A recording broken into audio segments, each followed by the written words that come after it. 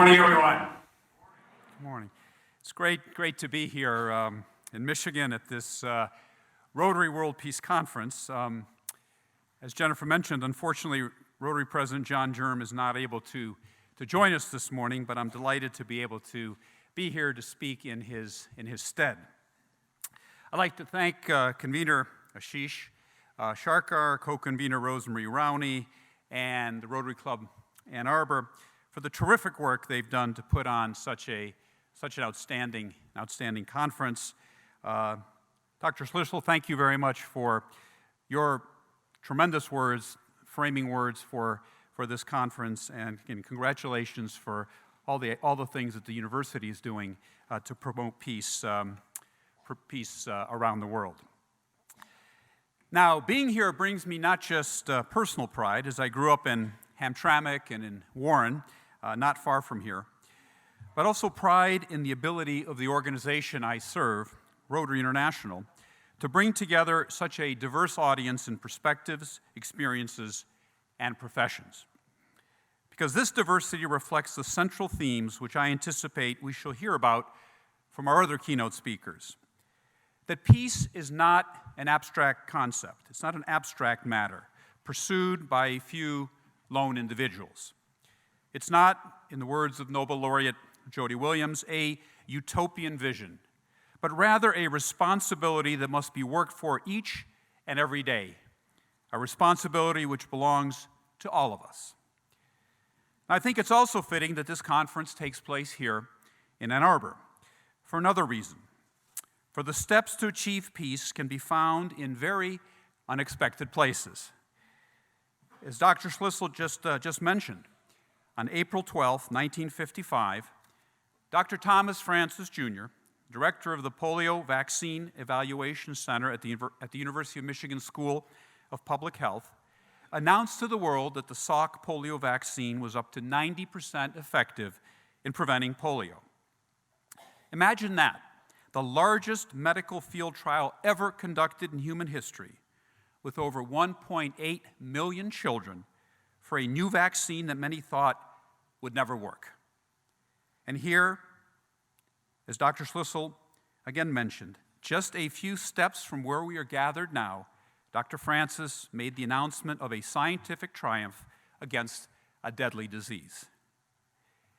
Now you may ask, what does polio eradication have to do with peace? Well, it actually has a great deal to do with peace. Because after that announcement in 1955, the medical community had an effective tool against a disease that endangered literally millions and millions of children. But it takes more than a vaccine to eradicate a disease. So Rotary and its partners formed the largest ever public-private partnership for public health, the Global Polio Eradication Initiative. And with the help of most of the world's governments and millions of volunteers, we vaccinated over 2.5 billion children against polio.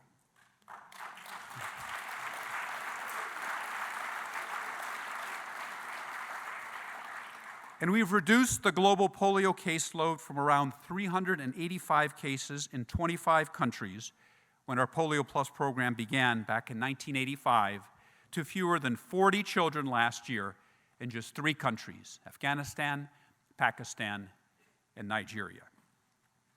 Now we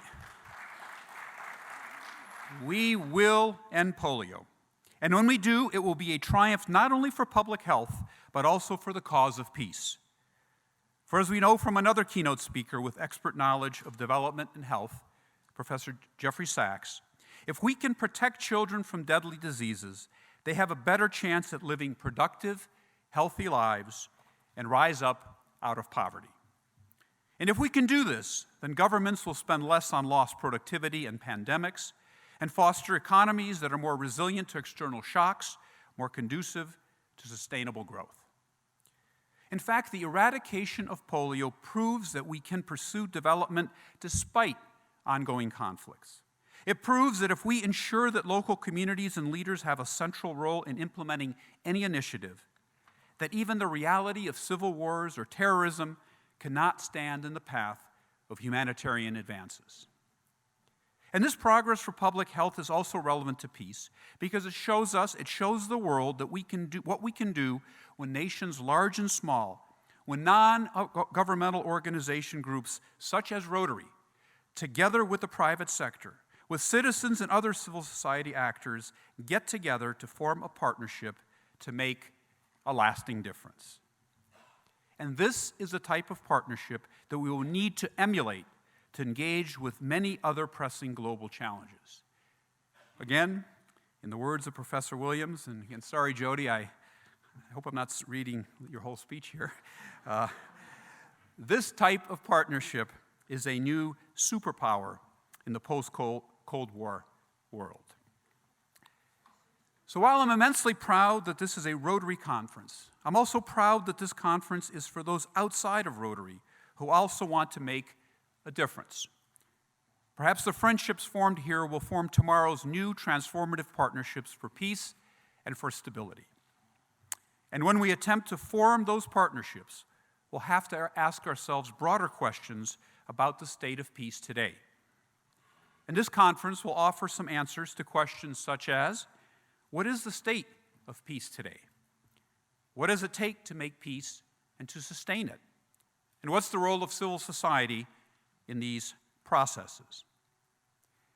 Now, at first glance, if we try to answer that first question, in other words, what is the state of peace today, it may seem a little bleak. In 2014 alone, 180,000 people were killed in internal conflicts, a number 3.5 times higher than just 4 years earlier in 2010. The latest Office of the United Nations High Commissioner for Refugee Statistics estimate that over 65 million people are now either refugees or internally displaced because of conflict and violence, the highest number since the end of World War II. Climate change is a massive threat to human development and is undermining the international community's effort to eradicate extreme poverty, according to the UN Office for the Coordination of Humanitarian Affairs. Around 70% of disasters are now climate-related, up from around 50% from 2 decades ago. And the cost of responding to disasters has risen tenfold since 1992 and 2008. However, looking at measures of human development, despite the tremendous progress we've made over the last 30 years in improving the standard of living of hundreds of millions of people in developing nations, we still face some worrying figures. 196 million people still live in extreme poverty. More than 230 million children are growing up in countries plagued by war. 124 million are prevented from getting an education. And despite the incredible advances in medicine, more than 3 million people continue to die of preventable disease each and every year. So we see a world torn by violence, deepening income inequality, rising pollution in the developing world, increasing severe weather events, increasing water stress, and rising geostrategic competition. Nevertheless, I believe that there is great cause for optimism. And I'm optimistic because today you all have gathered here in Ann Arbor. All of you who've gathered here want to do something about our most serious humanitarian problems. And in doing so, you have 2 vital elements available to you to take effective action. First, you have a target. In fact, many targets provided by the United Nations Sustainable Development Goals, the SDGs. Why are these goals relevant? Well, from ending poverty and hunger to ensuring inclusive education for all, reducing inequality and achieving sustainable economic development, these goals define our path to a better world. Second, you also have the resources and belief to pursue those goals. As our academic panelists and our peace scholars know, we now have new tools at our disposal to measure and implement long-term sustainable interventions to build more peaceful societies. Now, one of these tools, such as the Global Peace Index, which has been devised by one of Rotary's newest partners, the Institute for Economics and Peace, tells us through analysis of empirical data, not through anecdote, not through stories, but through empirical data, that there are concrete interventions that we can undertake to build the optimal conditions for peace. Now, the work we do at Rotary, not only in peace and conflict resolution, but also in water and sanitation and disease prevention, maternal and child health, community development and literacy, is directly and empirically related to building these optimal conditions. But we must use these new tools to further refine our efforts to ensure that our projects are sustainable, scalable, and produce the maximum possible social impact. Let's take a look at Michigan, for example, in light of this broader definition of peaceful, inclusive societies, resilient to shocks and to downturns. In 2013, Rotary volunteers in Detroit decided to do something about underserved communities in their hometown, which was reeling from economic crisis. And so they initiated a program called Launch Detroit to support and develop entrepreneurs and small businesses in the Detroit region by providing access to business loans, business development services, and networking opportunities. Levi Johnson was one of those entrepreneurs. He was laid off from his job on a public school board due to cuts in 2010. His grandfather was a pitmaster in Tennessee, and Levi had a natural flair for barbecue sauces, but was unsure of how to manufacture it in larger quantities. And the existing small business development programs in the area had steep entry fees or required classes during the workday. So Levi heard about Launch Detroit at a community kitchen, and he applied. And his application was accepted. And with a small initial loan and the mentorship benefits of the program, his business is now thriving in the Great Lakes region, with plans to obtain USDA approval and serve 60 stores in the near future. And so it's innovative programs such as Launch Detroit that are popping up in cities all over the United States and elsewhere. And they demonstrate a clear role for civil society in helping communities recover from domestic or international turmoil. Now, if we think about the second question, what does it take to make peace and to sustain it? We might think of some of the grand diplomatic treaties of the recent past. Skillful diplomacy does seem to be an instrument in modern, groundbreaking peace agreements.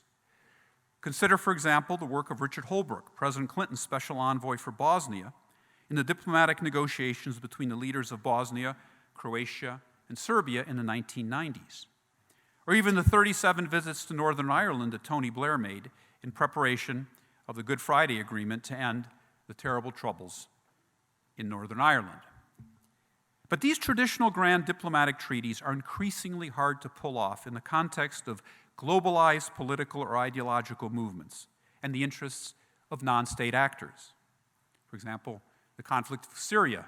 The conflict in Syria is just one example of this new complexity.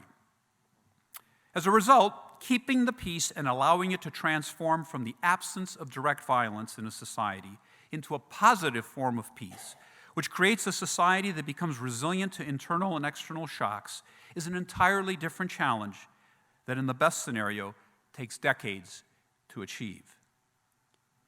So if the Richard Holbrookes of the world are becoming scarcer and more disempowered, who then can step into the breach and speak for those least able to defend themselves in the face of economic strife or physical conflict and create the conditions for peace? In my view, civil society, organizations such as Rotary, are ideally placed to respond to this challenge. Because it's here where the most sustainable progress can be made, as most civil society organizations are firmly embedded within the local populace and really have local ownership. In short, all of us gathered here today are the unofficial diplomats and peace builders of our age. So when you build a system from clean water, you are a peace builder. When you help out a young student struggling to graduate, you are a peace builder. When you launch any project to support education, health, or economic development in your local community or elsewhere, you are building the optimal conditions for positive peace. In other words, we have every reason to be optimistic because peacemaking is everyone's responsibility, and we can work toward peace by ensuring that we participate in different ways in the events that shape our livelihoods and the lives of others. So enjoy the conference, bring your best ideas to the table, form the partnerships that make an impact, and know that with all the talent and resources at your disposal, we can pursue a more peaceful and just world. Thank you very much.